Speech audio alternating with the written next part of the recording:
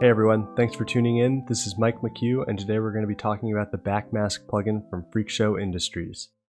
So I have Freakshow Industries website up here. It's just freakshowindustries.com. You will notice right off the bat that is a very unique style that they have going here. Very industrial, kind of freaky. This is the only plugin that they currently make, and you can actually get it for free by hitting the Steal button here. You'll just have to explain why you're not paying for it, or you can buy it for $20 US, which is what I did.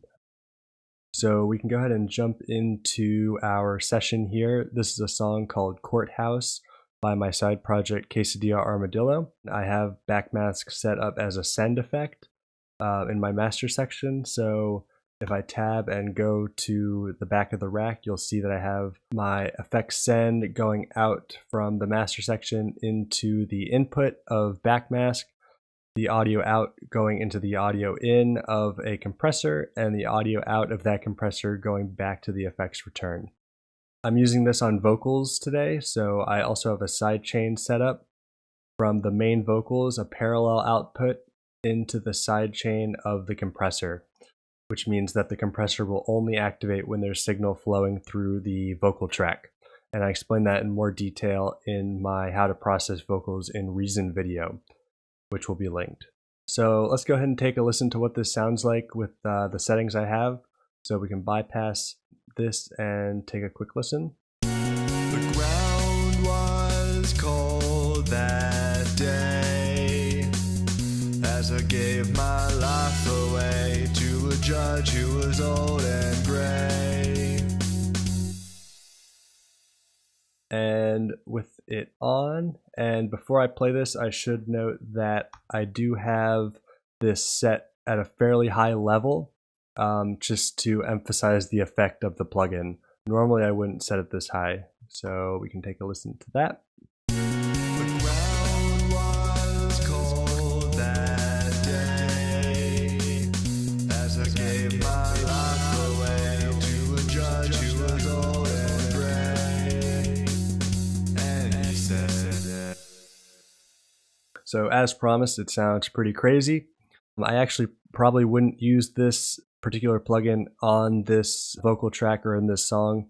It is really good for, as it claims, chaotic effects and just weird sounds. It's also really good on guitar solos or other lead sounds.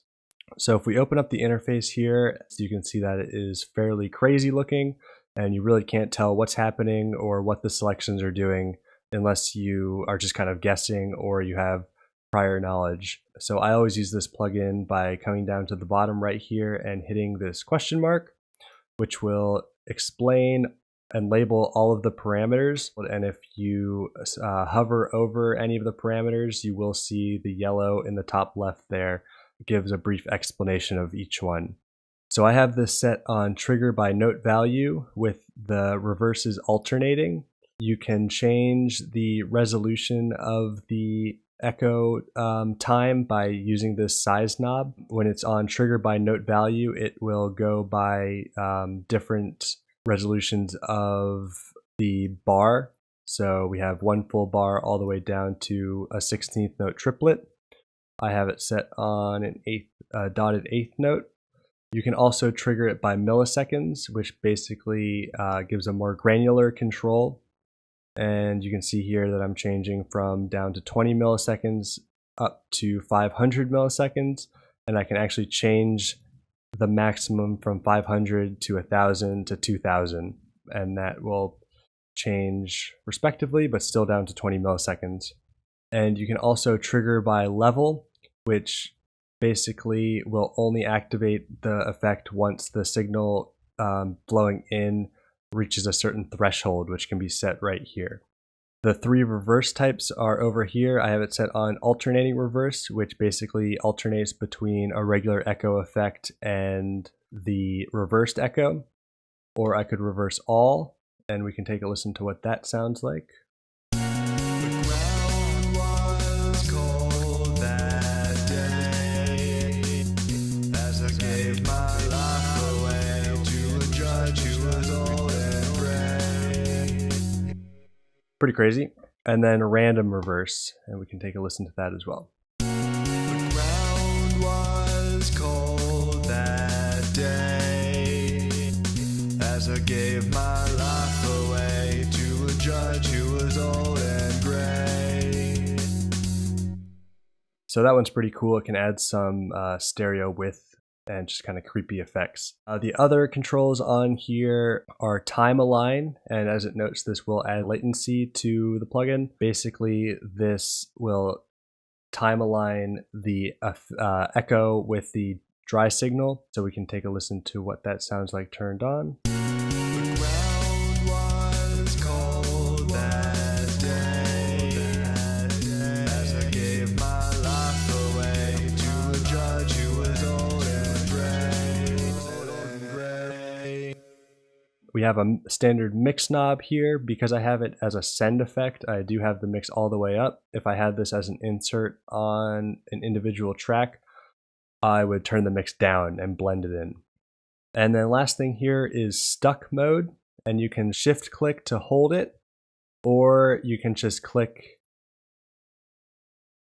and it will automatically go back. As long as you're holding it up, it'll stay up, and then as soon as you let go, it will turn off.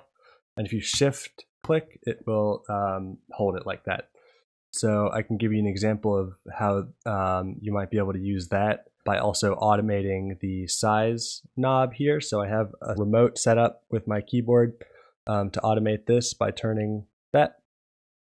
So if we take a quick listen, I'm first going to stuck mode this track and then stop the playback. The ground was cold that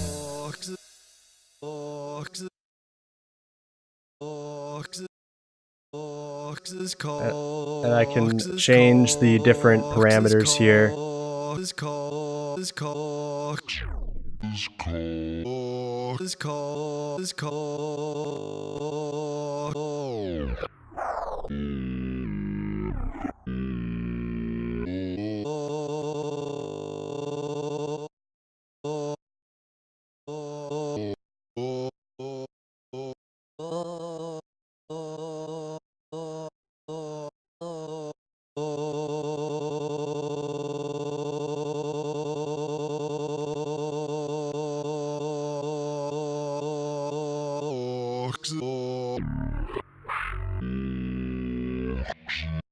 And you just turn it off by turning off stuck mode. So lots of fun things that you can do there. This is a really interesting plugin for $20. I think it's a great deal, and I think that this will be a company to watch moving forward. So I hope you guys enjoyed that. If you have any questions or comments, feel free to leave them below. And if you like this video and want to see more, please feel free to like and subscribe. Thanks guys, I'll see you next time.